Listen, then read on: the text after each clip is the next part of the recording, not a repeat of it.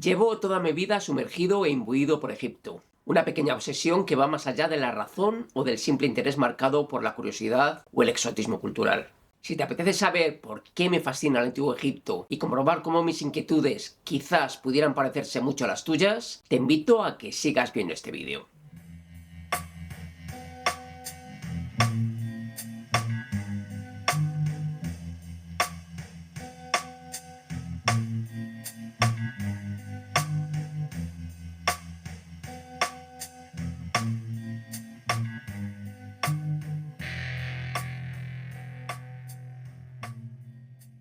Este va a ser un vídeo extraño, quizás un poco caótico, porque en realidad voy a hablar de la cantidad ingente de cosas que me fascinan del antiguo Egipto. Cosas que a veces pudiera parecer que no tienen que ver, pero que a mi juicio sí. Por eso mezclaré la más pura arqueología y las fuentes documentales con las teorías más extrañas y marginales, con el ocultismo intrínseco que se esconde allí, con las informaciones de videntes, con la espiritualidad, con la magia y con el mundo enteogénico y de los sueños. Porque para mí, Egipto es todo ese conglomerado de cosas, mezcladas, agitadas y transformadas en un sabroso, misterioso y alucinante cóctel. Esta fascinación me hizo estudiar y licenciarme en Historia en la Universidad Complutense, concretamente en su rama de arte. Me pasé mucho tiempo en la biblioteca de la facultad viendo libros y fotos y libros. Cuando llegó Internet y la infinidad de canales privados de televisión, no paré de ver documentales, series, reportajes y todo aquello donde se nombrase a faraones, momias, desierto, pirámides o templos. Así como me enganchaba a cualquier película donde, aunque fuese mala, falseada y artificial, es decir, pasada por el filtro de Hollywood,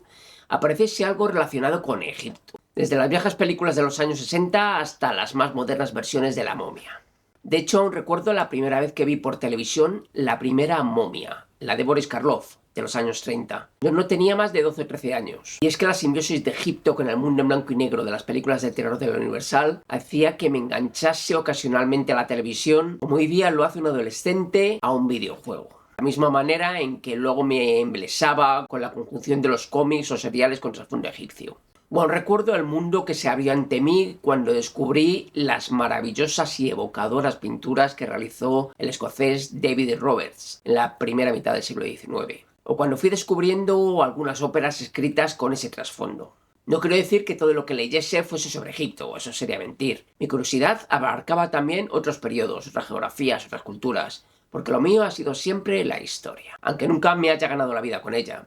Para mí la historia siempre ha sido una inquietud más personal que colectiva, con un enfoque no estrictamente laboral. Me ha encantado, pero no como para que en mi posadolescencia quisiera dedicarme a ella. De hecho, no me doctoré ni tan siquiera realicé el CAP en la universidad. Necesario si tus intenciones pasaban por querer ser profesor y dedicarte a la enseñanza. Pero lo cierto es que Egipto siempre ha sido un lugar recurrente al que vuelvo siempre. Más bien del que nunca acabo de irme. Una zona de confort para mi mente. En él me siento bien. No soy un erudito doctor en historia antigua especializado en egiptología. Más quisiera yo. Pero hoy día tengo una pequeña biblioteca, o no tan pequeña según se mire, de la que una buena parte está relacionada directamente con Egipto. La vida me llevó a no especializarme ni dedicarme laboralmente a nada de ello. Aunque si echase cuentas de las horas invertidas en estudiar esos temas, escribir sobre ellos y sobre otros, o viajar, probablemente el plato de la balanza se inclinaría totalmente hacia aquí. Por otro lado, mis inquietudes siempre han ido dirigidas hacia esos ámbitos antropológicos donde lo mágico era muy importante. Y Egipto de eso anda sobrado. Lo mágico no como algo que quiera demostrar a nadie, sino como algo sin lo cual es imposible comprender al ser humano. Lo mágico como un concepto absolutamente amplio. Y lógicamente de la confluencia de ambas surge un mundo. El mundo en el que suelo moverme, donde la historia tiene muchísimo peso, pero donde también lo tiene lo que no se ve pero se intuye.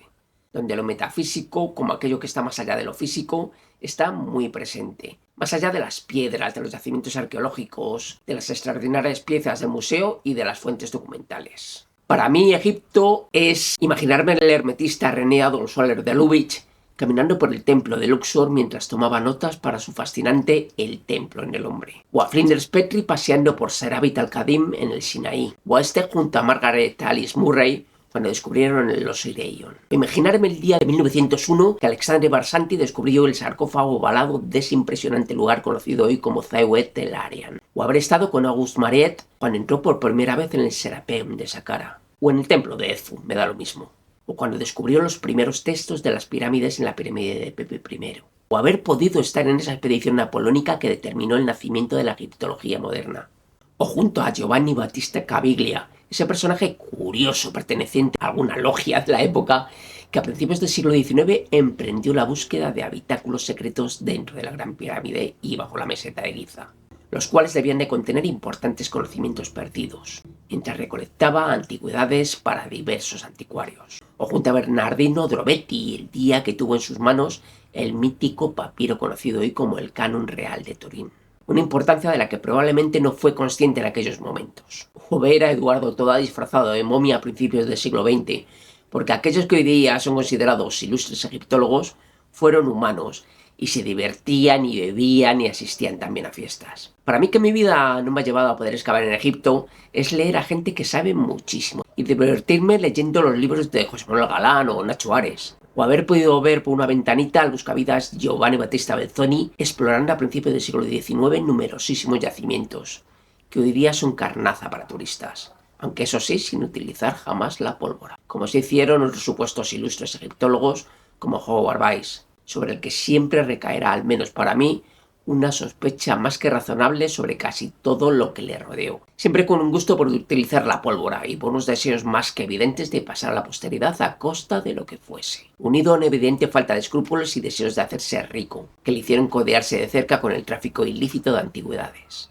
Desde todo lo relacionado con el sarcófago de Miquerinos y su extraña desaparición, o con el cartucho de Keops encontrado supuestamente por él en la Gran Pirámide, o con el Serapeum de Saqqara. Pero sobre todo, para mí Egipto es todo aquello que fue saliendo a la luz con ellos, sus dioses y su increíble mitología, sus concepciones mágicas como la del Mat o el Heka, la relación entre lo solar y lo lunar, casi como un concepto taoísta del yin y del yang.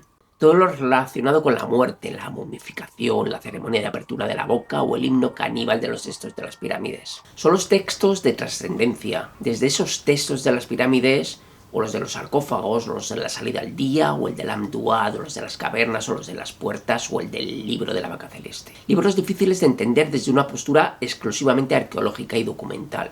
Son los rituales, son los cultos mistéricos de Isis y de Osiris en los que degeneraron. Son su culto al dios Apis, casi como una buscada reencarnación del Dalai Lama. Es su extraordinaria arquitectura, el misterio de sus templos y todo lo que allí hacían sus sacerdotes y sus sacerdotisas. Sus extrañas festividades, sobre todo las del Jebset, o aquellas hierogámicas como la de Obed, entre Amón, Mut y Honsu, o la de festival del bello encuentro entre Horus y Hathor, o la fiesta del Valle, auténtico precedente de nuestra Semana Santa, o de nuestras romerías. Son el sentido mágico que lo insufla todo, desde la construcción de una estatua empleando materiales muy específicos y empleando técnicas mágicas muy concretas, a un gran templo o una pirámide. Son la consideración del templo como un ser vivo, que debía ser vivificado o llevado a la muerte energética.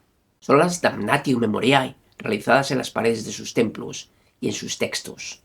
Y por ejemplo, cosas tan aparentemente coyunturales, pero que no son casuales, como la ruptura premeditada de las narices de sus esculturas, las cuales obedecían a intenciones estrictamente mágicas, y no a la simple y vulgar degradación por el paso del tiempo. Es la visión metafísica que tenían del ser humano, con sus distintos cuerpos energéticos espirituales, el Aj, el Ka, el Ba, el Yat, el Rem, el Siut, el If, el Sahu, el Shem.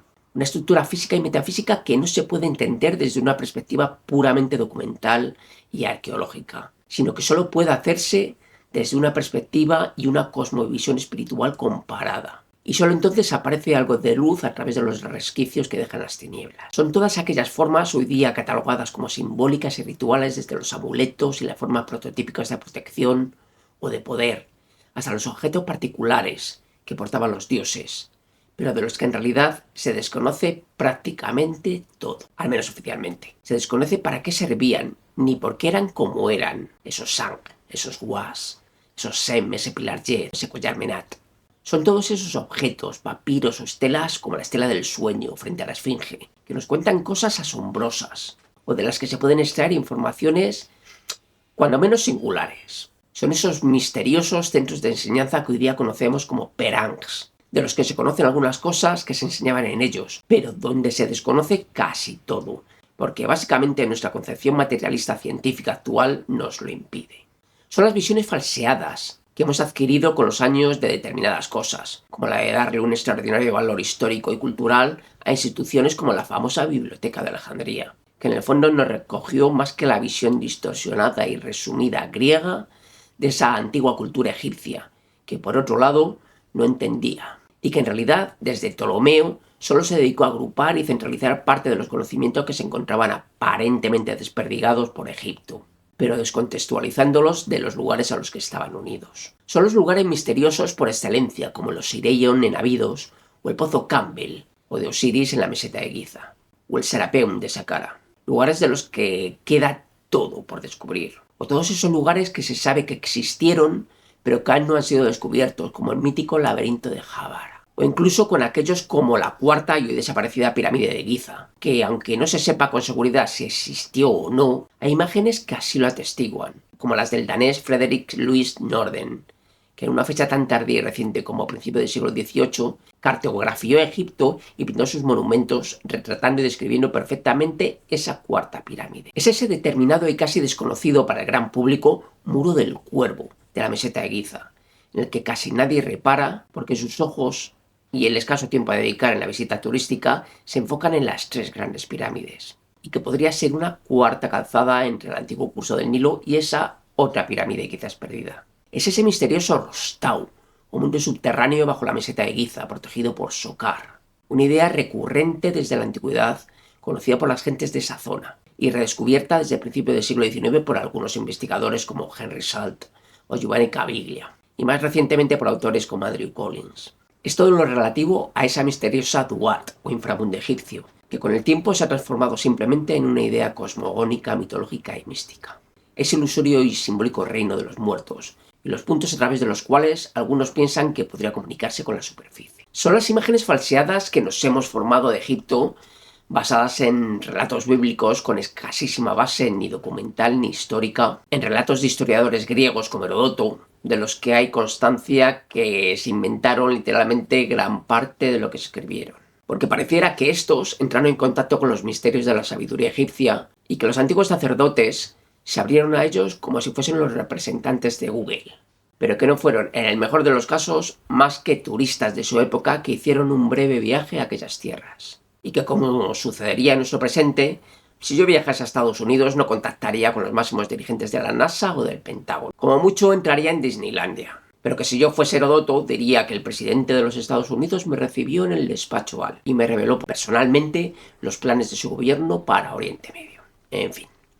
Y merced a Hollywood, que nos ha metido en la cabeza una serie de ideas absolutamente falsas sobre Egipto, pero que han calado en el inconsciente colectivo hasta convertirlas en dogmas, sobre todo en algunos temas muy concretos como el de la esclavitud, con finalidades muy concretas, porque si se hubiese extendido la verdad de que en Egipto apenas existió esa esclavitud, el relato bíblico victimista del pueblo de Israel se caería por su propio peso.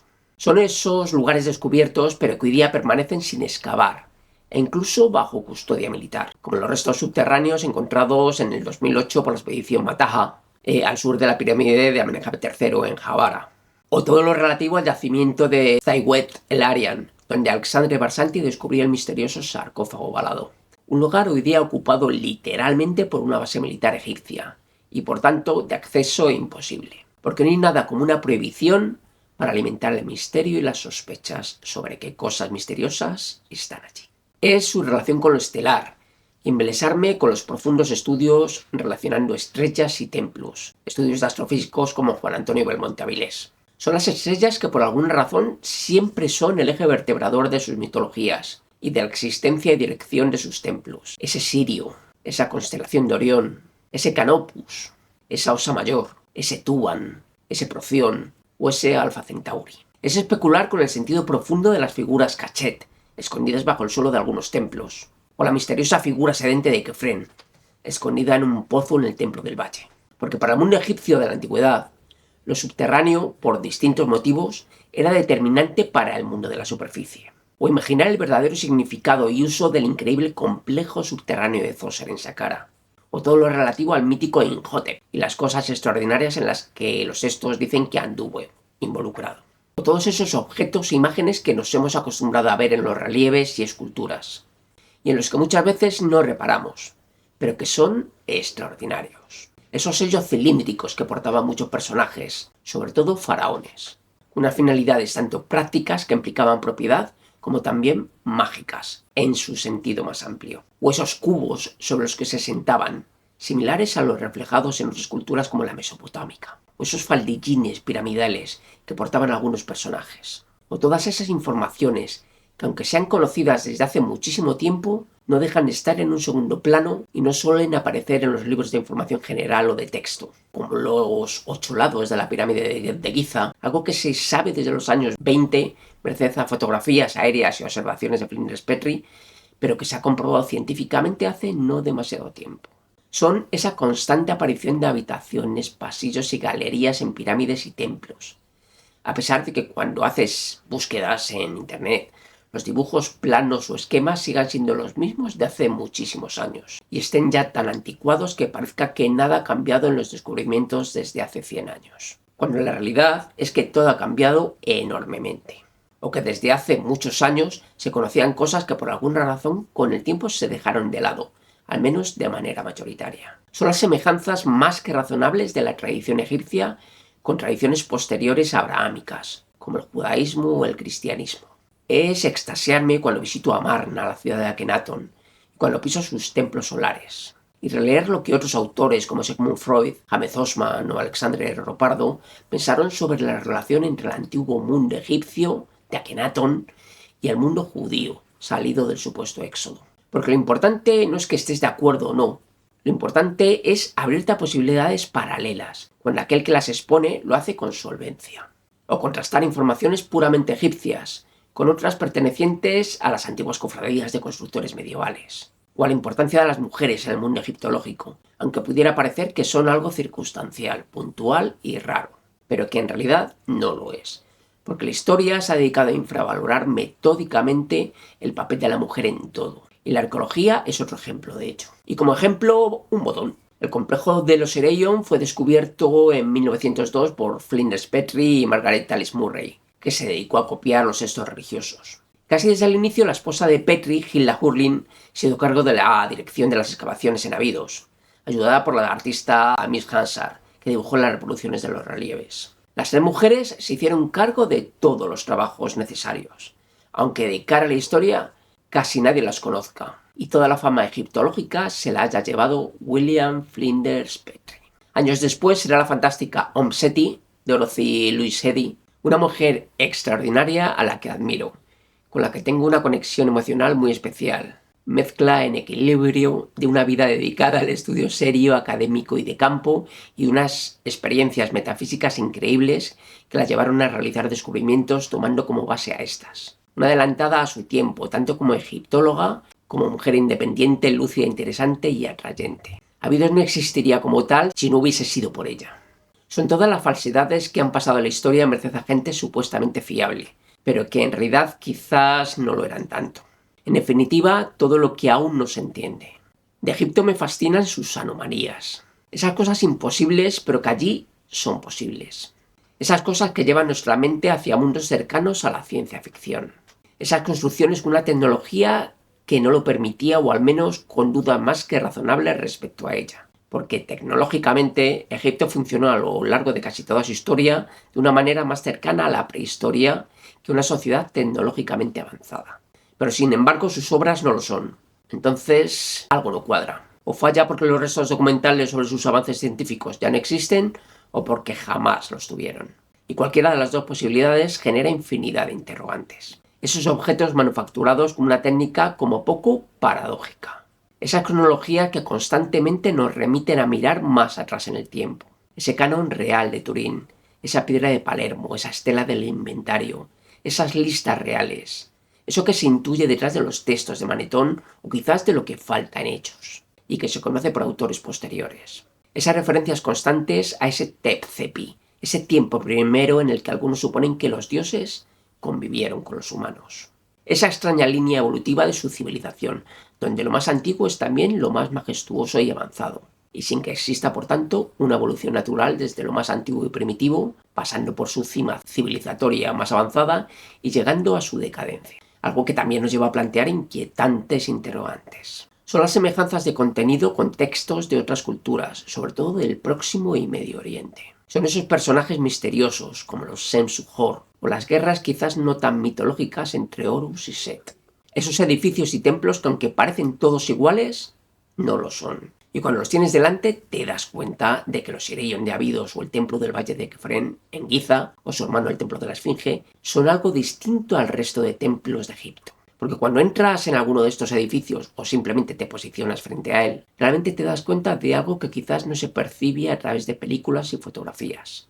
Que existe tanta diferencia entre algunos templos del Antiguo Egipto como las que pudiesen existir entre el Escorial y un edificio moderno de Calatrava. Porque realmente un porcentaje altísimo de lo que nos ha llegado actualmente, y podemos ver en los tours turísticos, son recreaciones y remodelaciones tardías helenísticas tolemaicas, aunque existan evidencias claras de que fueron construidas sobre edificaciones muy anteriores. O todo lo relacionado con la Esfinge, con su cronología, con la posible existencia de una segunda, con su verdadero significado o con a quién representa realmente, o con todo lo que pudiera haber bajo ella, empezando por los estudios geológicos como los de Robert Schoch, o todos los estudios de georradar realizados durante los últimos años bajo y en torno a ella. Y esas convenciones que nos ayudan a hacer más asequibles a nuestra razón. Todas esas cosas que no lo son.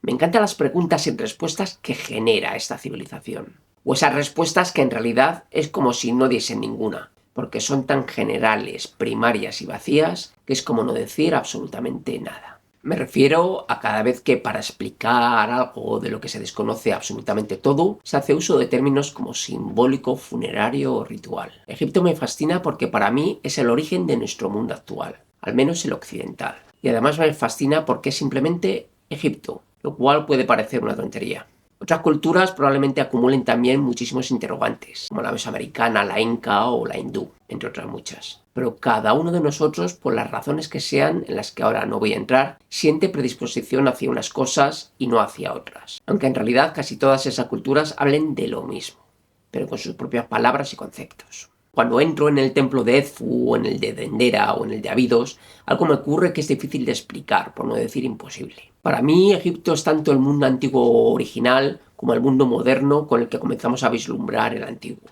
Por eso, para mí, Egipto son también esa infinidad de exploradores, aventureros y coleccionistas que se han acercado hasta aquellas tierras guiados por todo tipo de intereses, algunos claramente lícitos o como mínimo con bastante pocos escrúpulos. Exploradores que han sido convertidos con el transcurrir de los años en tótems del academicismo egiptológico. Son todas aquellas colecciones literalmente robadas y que hoy conforman la gran mayoría de las colecciones museísticas europeas y americanas. Colecciones que me provocan sentimientos encontrados. Por un lado, el gozo que me supone ir al British Museum y ver todo lo que allí atesoran.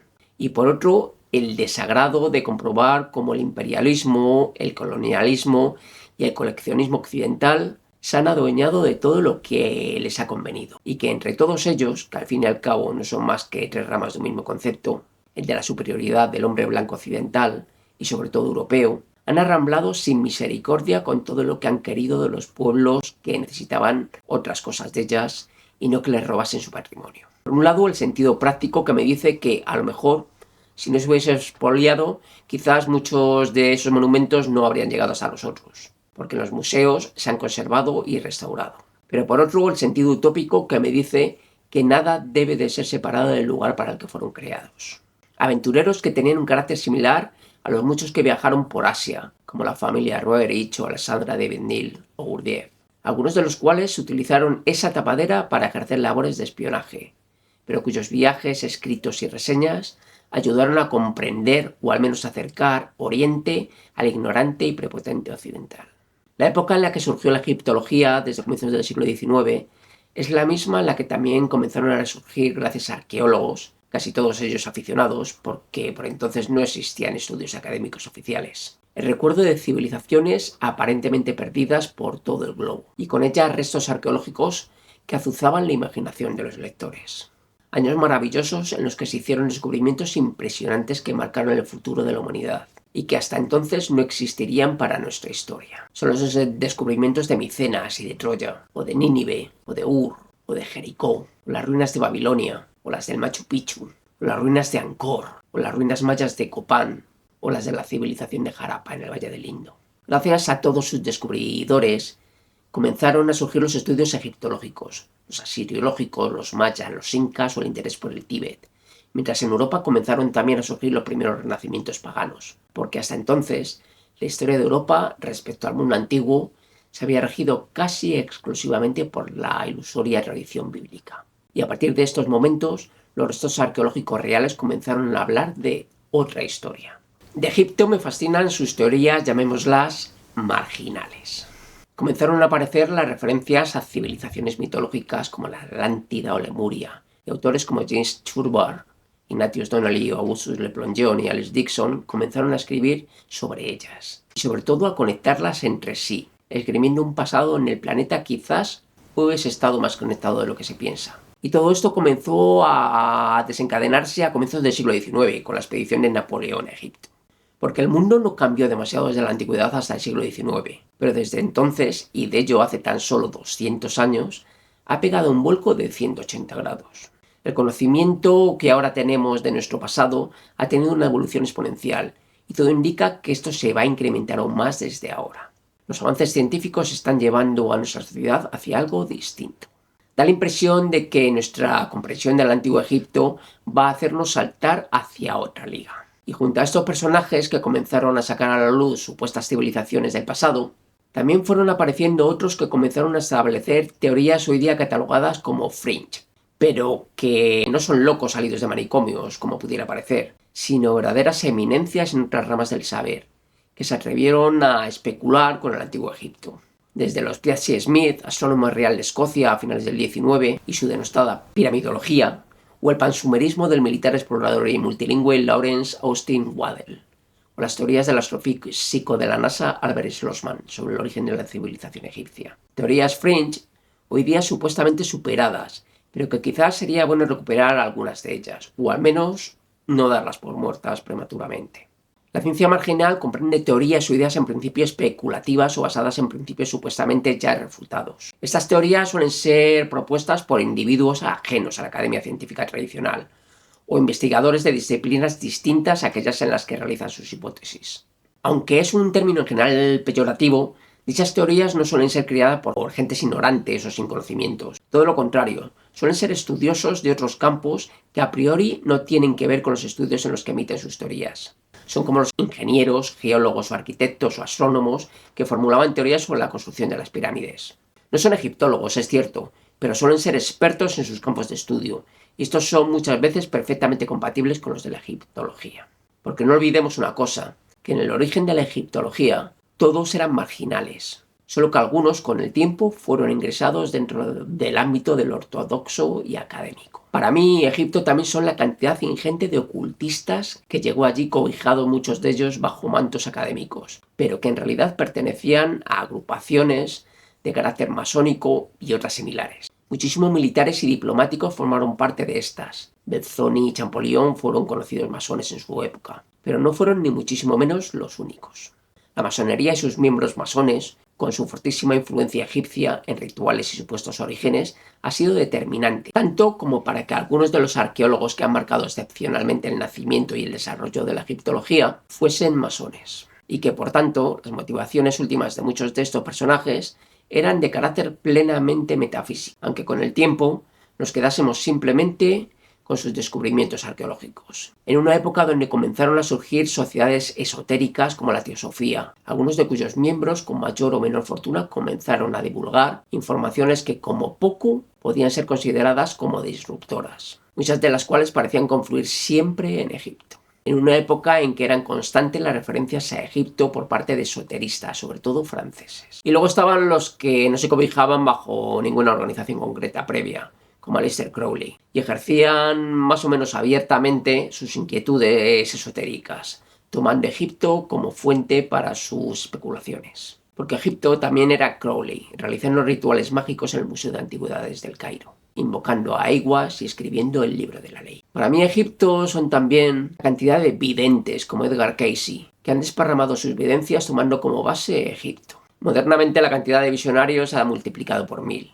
Y la cantidad de frikis también. Quizás yo también formé parte de estos, no lo descarto. O las teorías aparentemente descabelladas que enlazaban culturas como la egipcia con el Atlántico europeo, como aquellas relacionadas con la llamada Biblia Colbrin, con la leyenda de Escota o con los modernos textos de Lorraine Evans. O todas aquellas que tratan de explicar, cada una a su modo y con diferencias en su credibilidad, aspectos extraños de esta cultura, como Peter Krasa y sus teorías sobre las famosas bombillas de Dendera, o el ingeniero Joseph Davidovich y sus sistemas de creación de piedra artificial manufacturada, o todas las teorías sobre Giza, tomando como base la ingeniería, equiparando la meseta de Giza y sus pirámides con una gigantesca central de energía, desde Edward Kunkel, pasando por John Cadman o llegando a Christopher Dunn.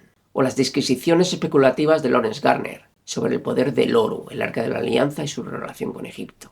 O los estudios topográficos de ingeniería y con georradar a lo largo de varias décadas del egiptólogo James Westerman, sobre todo sobre los Sireyón, o dentro de los mismísimos egipcios las visiones alternativas de esta cultura, como las de el arquitecto Dr. Ibrahim Karim y su biogeometría, o Mustafa Gadaya y sus estudios de arquitectura ligados al mundo metafísico egipcio, o los de Gamal Abdul y su aromaterapia entroncada con antiguas raíces egipcias. Para mí Egipto es ver cómo influyeron los enteógenes en sus visiones trascendentes, en su propia cosmovisión mística y en la creación de sus distintas cosmogonías como la de Memphis, Tebas, Heliópolis o Hermópolis. Y cómo esto se reflejó en la existencia de laboratorios en los propios templos, aunque hoy día, y sobre todo al turista, no se le explique qué es lo que se hacía en estos laboratorios.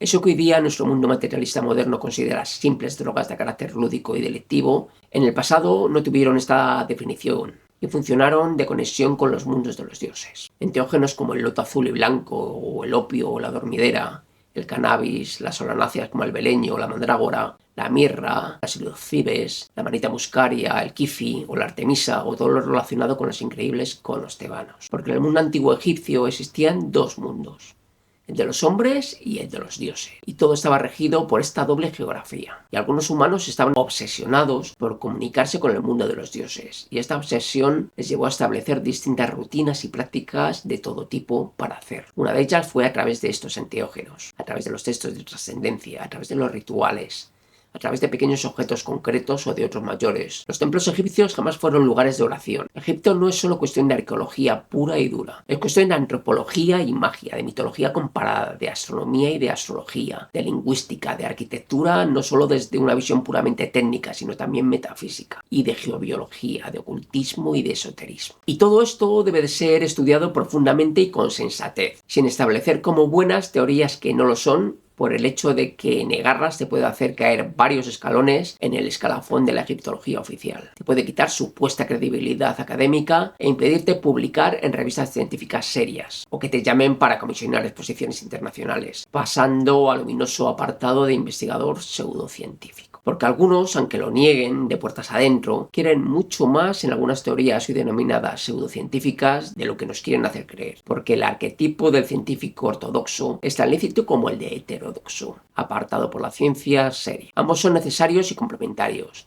Hay cosas que no saldrían a la luz jamás si no fuese porque algunos outsiders se atreven a hacerlo desde sus posicionamientos paralelos. Cuando algo no se comprende rápidamente, se tiende a introducirlos en cajones de sastre. Se le da un carácter fúnebre, se le da un carácter ritual o se le da un carácter simbólico. Y de esa manera ya todo queda catalogado dentro de algo. Y luego esa catalogación se le da un carácter mesiánico. Se la eleva a los altares de la ciencia y cuesta una vida quitarlas esas etiquetas absurdas y vacías con las que fueron clasificadas. Esto es fácil de entender con la eterna cuestión de la supuesta etiqueta de que las pirámides fueron tumbas. Lo sensato es argumentar que lo fueron, y lo insensato es argumentar que sirvieron para otros propósitos, aunque no se sepa cuáles. Una es cosa de científicos y otra es cosa de conspiranoicos.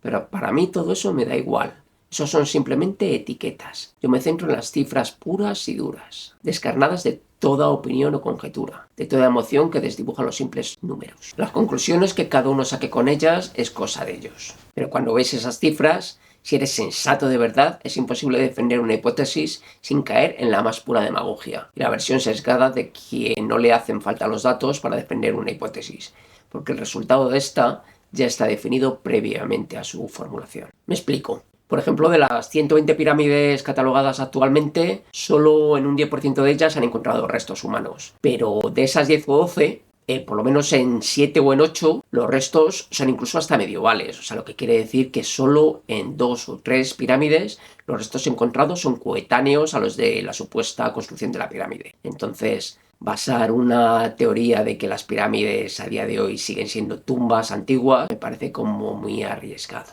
Que pudieron llegar a usarse algunas de estas como en esa función es innegable, pero establecer la teoría casi irrefutable de que las pirámides fueron construidas con esta finalidad me parece absolutamente erróneo y que falta la verdad más absoluta. Por otro lado, establecer la hipótesis omnipresente del saqueo como explicación de la ausencia de cuerpos me parece algo casi enfermizo. En cualquier caso, absolutamente especulativo y sin fundamento. Claro que sin duda hubo saqueos para robar tesoros. En alguna pequeñísima medida, insisto en lo de pequeñísima, un tráfico de difuntos con finalidades mágicas, como el famoso durante, sobre todo la Edad Media, del polvo de mumia, pero no como para explicar la desaparición absoluta de todo el resto. Pero ¿por qué es tan atrayente para muchísima gente Egipto? Egipto es un gran farol de luz que atrae a todo tipo de mosquitos. Yo soy uno de ellos. Supongo que por varias razones. Porque el trasfondo que se oculta tras las piedras de sus templos y pirámides, de su historia o de sus dioses, genera tantas dudas, tiene tantas lagunas rellenadas artificialmente para hacer que las cosas casen, son tantas y tan profundas que han hecho que sean visibles hasta para el curioso o más ocasional. Porque demasiadas cosas que pensamos de Egipto no dejan de ser más que convenciones, teorías e hipótesis que tomamos como certezas porque aparecen en los libros de texto, y las han dicho antes hombres que se supone que saben de lo que hablaban, pero que en muchos casos no es así. Porque de alguna manera existe un inconsciente colectivo, o bien unos antiquísimos cordones que nos llevan allí a muchos de nosotros. Porque cuando visitamos esas tierras y algunos de esos lugares, el ánimo se nos sobrecoge. Nos hace pequeñitos, casi minúsculos. Plantarnos ante las grandes pirámides de Giza, o bajar al Serapéum de Saqqara, o caminar en templos como Edfu, Dendera o Abidos, o divagar con ese 90% de patrimonio arquitectónico que aún está bajo las arenas del desierto, o esas zonas restringidas, nos lleva a pensamientos fantásticos de todo es posible. Porque la gente siente que, en cierto modo, el academicismo ha cometido renuncios, que han permitido a muchos sentirse con el derecho de poder esbozar teorías alternativas, que hacen parecer posibles hasta las cosas más absurdas. Y porque derivado de esto, muchas veces las respuestas que se dan a muchos de estos enigmas no terminan de responder a las expectativas de muchos amantes del Antiguo Egipto. Porque es tan extraordinario lo que vemos y sobre todo lo que intuimos, pero todavía no conseguimos ver, que nos lleva a pensar en extraterrestres, civilizaciones prediluvianas, dioses terrenales, tecnologías casi imposibles y todo tipo de cosas que abren nuestra imaginación hacia terrenos increíbles. Porque mucha gente que visita estos lugares, bien sea por un pequeño contagio colectivo o simplemente porque allí pasan cosas, tiene experiencias extrañas, místicas, metafísicas o llámalo como te dé la gana. Porque ante determinadas esculturas pasan cosas. Porque en lugares concretos y específicos pasan cosas. Y estas experiencias no son solo bucólicas, felices y placenteras, como recuerdos de un pasado paradisíaco, sino que muchas veces lo que aflora es oscuro, tremendamente doloroso, desagradable y vivido como el recuerdo de lo que hiciste la noche anterior.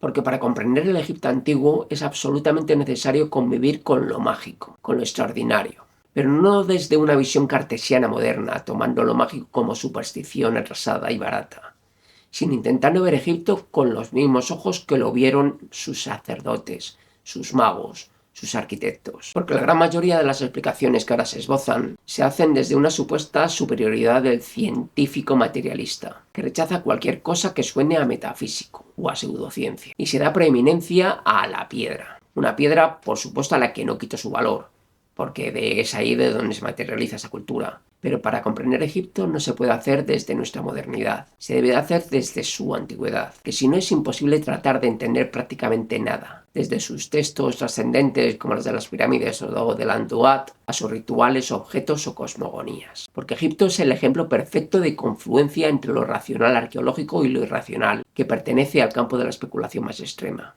Una confluencia que se suele dar de bofetadas, pero de cuyo equilibrio sensato depende nuestro conocimiento del pasado, del presente y del futuro. El asunto no consiste, a mi juicio, en posicionarse con unos o con otros, sino en estar abiertos a cualquier posibilidad, por estrambótica que pudiera parecer, y en buscar científicamente, aunque lo que se busque pudiera entrar dentro de los terrenos metafísicos. Consiste en no inventarse nada, pero también en no establecer certezas aparentemente irrefutables y dogmas científicos sobre bases inexistentes. Porque en cierto modo, para muchos, Egipto es un lugar que sin saberlo explicar muy bien, funciona como si fuese parte de nosotros, como si ya hubiésemos estado allí, y cuando regresamos sentimos una extraña sensación, como de regreso a casa. No conozco a casi nadie que no quiera visitar Egipto, al menos una vez en su vida. Hay algo inefable y extraño que no pasa con otros lugares y que sin embargo ocurre en estas tierras.